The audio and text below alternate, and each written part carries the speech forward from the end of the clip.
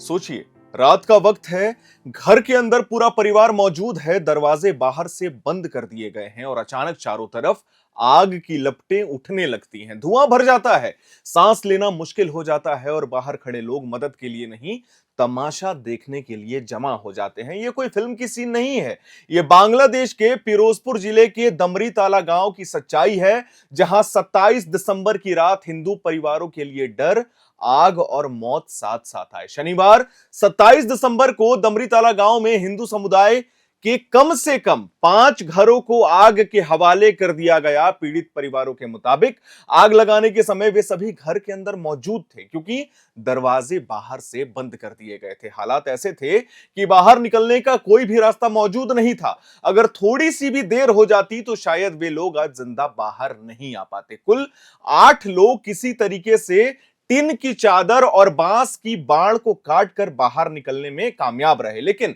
तब तक सब कुछ खत्म हो चुका था, खाक हो चुका था। उनके घर पूरी तरीके से जल चुके थे।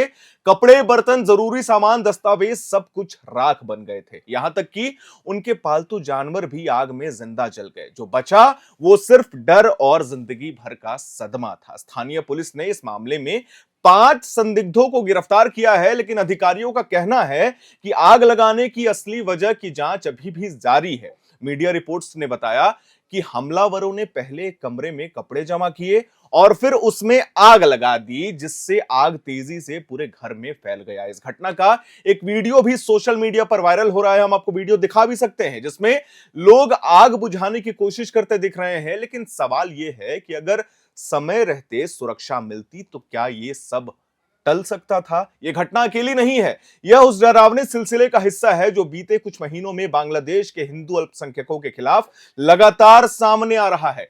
जून से दिसंबर 2025 के बीच ईश निंदा यानी धर्म के अपमान के आरोपों से जुड़े कम से कम 71 मामले दर्ज किए गए हैं। यह जानकारी बांग्लादेश में अल्पसंख्यकों पर काम करने वाले संगठन human rights Congress for Bangladesh minorities की रिपोर्ट्स में सामने आई है। मैं आपको स्क्रीनशॉट भी दिखा सकता हूं। मानवाधिकार कार्यकर्ताओं का कहना है कि इन मामलों में हर बार लगभग एक ही तरीका अपनाया जाता है। क्या तरीका है, चलिए आपको बताते हैं। पहले सोशल मीडिया पर किसी हिंदू युवक या छात्र पर आरोप लगाया जाता है। अधिकतर मामले फेसबुक पोस्ट से शुरू होते हैं। कई बार ये पोस्ट फर्जी होते हैं, कई बार अकाउंट्स हैक किए गए होते हैं। इसके बाद पुलिस तुरंत गिरफ्तारी करती है और उसी के साथ इलाके में भीड़ जमा होने लगती है। आपने वीडियो भी देखा होगा, दीपू चंद्रदास याद होगा। इसके बाद निशाना सिर्फ वही व्यक्ति नहीं रहता जिस पर आरोप लगाया गया होता है। गुस्साई भीड़ पूरे हिंदू मोहल्ले को सजा देने लगती है। घर तोड़े जाते हैं, दुकानों में आग लगाई जाती है और पूरे इलाके में डर का माहौल बना दिया जाता है। ईश निंदा के आरोप अब कानून से ज्यादा भीड़ के हाथों में हथियार बनते जा रहे हैं। HRCBM की रिपोर्ट्स के मुताबिक ये घटनाएं बांग्लादेश में 30 से ज्यादा जिलों में फैल चुकी है। रंगपुर, चांदपुर, चटगांव, दिनाजपुर, खुलना, कुलीमा, गाजीपुर, टांगनाइल और सिलहट जैसे कई इलाकों में बार बार ऐसे मामले सामने आए हैं। रिपोर्ट साफ कहती है कि इतनी बड़ी संख्या में एक जैसे मामले होना यह साबित करता है कि यह कोई इक्का दुक्का घटनाएं नहीं है, बल्कि अल्पसंख्यकों को निशाना बनाने का एक चलन बनता जा रहा है बांग्लादेश में। रिपोर्ट्स में यह भी कहा गया है कि जैसे ही किसी पर ईश निंदा का आरोप लगता है, पुलिस तुरंत कार्रवाई तो करती है, लेकिन उसी समय इलाके में भीड़ इकट्ठा हो जाती है और हिंसा शुरू हो जाती है। कई बार आरोप सिर्फ एक व्यक्ति पर होता है, लेकिन सजा पूरे हिंदू समुदाय को दी जाती है। घरों में तोड़फोड़ होती है और लोगों को वहां से भगाने को मजबूर कर दिया जाता है।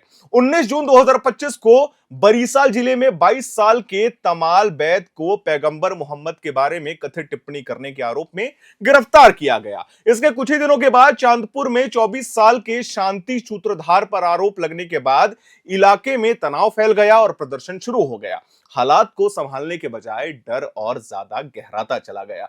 27 जुलाई 2025 को रंगपुर जिले में सबसे गंभीर घटनाओं में से एक घटना सामने आई।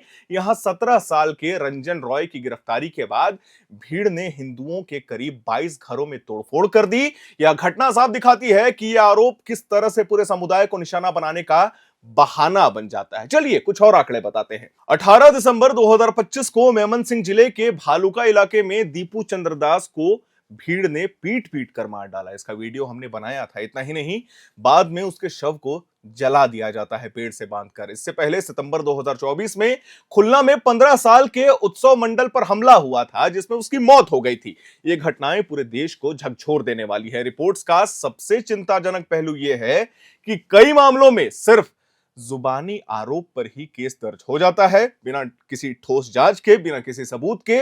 इसके बावजूद पुलिस भीड़ के दबाव में आकर तुरंत कार्रवाई कर देती है और कभी कभी उन लोगों को भीड़ के हवाले भी कर देती है। रिपोर्ट्स के मुताबिक इन मामलों में 90% से ज्यादा आरोप हिंदू हैं और कई पीड़ित नाबालिग है जिनकी उम्र 15 से 19 साल के बीच में है। कई मामलों में छात्रों पर साइबर सुरक्षा कानून के तहत केस दर्ज किए गए हैं। खुलना यूनिवर्सिटी, नॉर्थ साउथ यूनिवर्सिटी और अन्य शिक्षण संस्थानों में छात्रों को सस्पेंड किया गया, कॉलेज से निकाला गया या पुलिस हिरासत में भेज दिया गया। पढ़ाई, भविष्य और जिंदगी सब कुछ एक आरोप के साथ रुक जा रहा है बांग्लादेश में। रिपोर्ट्स यह भी सवाल उठाती हैं कि कई जगहों पर आरोपी को हिरासत में लेने के बाद भी हिंसा क्यों नहीं रुकती है?